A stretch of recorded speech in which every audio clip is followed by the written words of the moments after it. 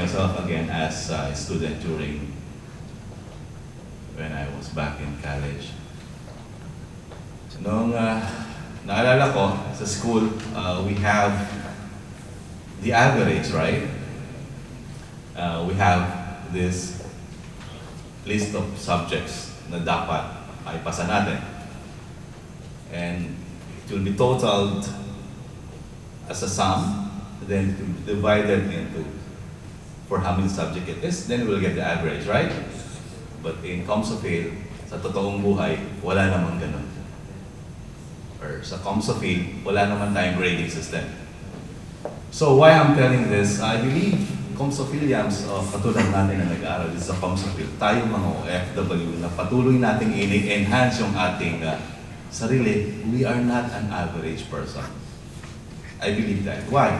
Because we're trying to enhance our knowledge, we're trying to develop our skills, especially this time of pandemic, na maraming nawawala ng trabaho. Tama? This time na pandemic na hindi natin alam, baka mamaya, bukas makalawa, next week, next month, tayo naman yung tanggalin. Wag naman sana. So why we're doing this ComSoFil enhancement, or why us ComSoFil plastics dati kaming presidente, bakit namin pinagpapatuloy yung ganito? Actually, I'm from Riyadh. I traveled yesterday. So why namin ginagawa is, naniniwala kami na dapat hindi lang tayo nag-stay sa kung ano yung alam natin ngayon. Dapat patuloy tayo nag-aaral.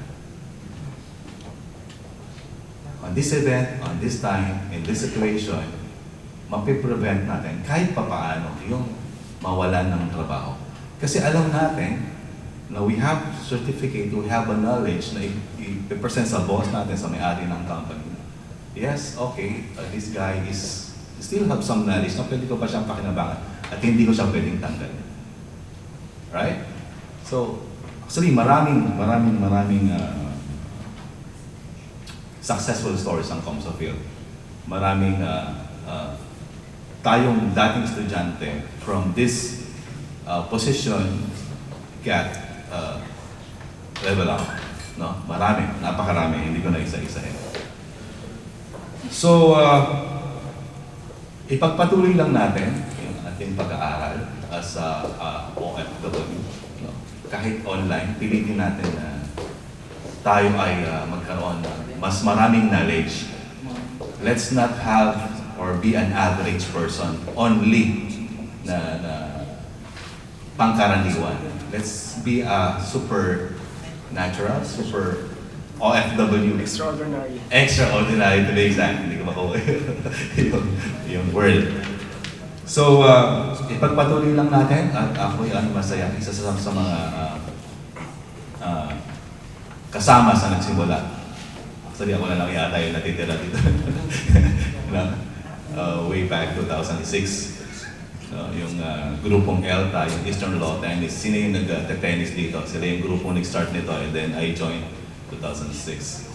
It was 2005 nung dinala dito ng ComSoFil Riyadh. That is after 10 years because ComSoFil, I believe most of us, we know ComSoFil started 1995 by a group of parents ng isang school sa Riyadh.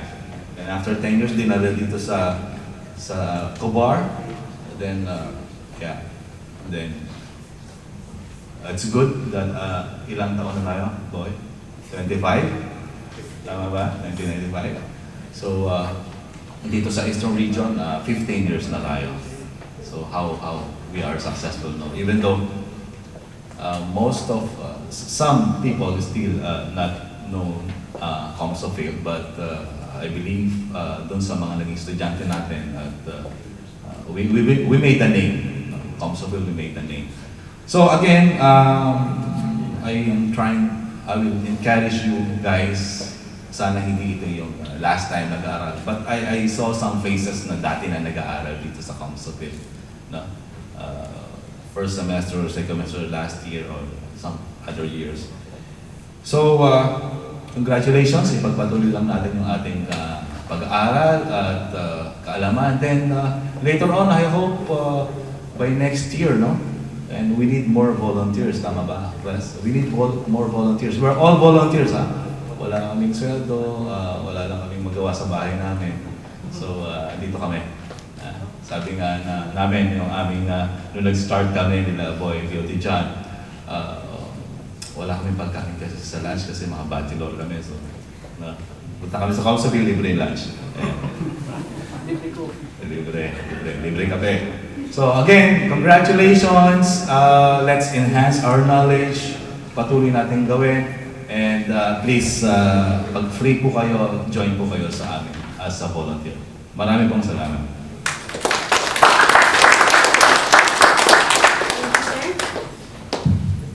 And now I will...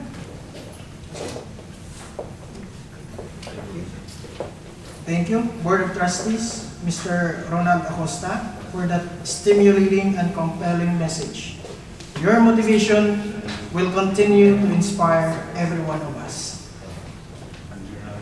To lighten the gravity of this event, let us catch the intermission song number for our web designer and development instructress, Miss Aaron Yang Yang.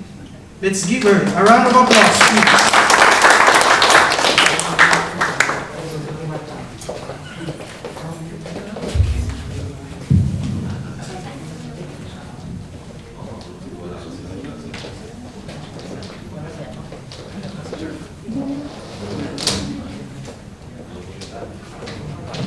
And good morning, everyone. Morning. Morning. Lamig na umaga po sa lahat.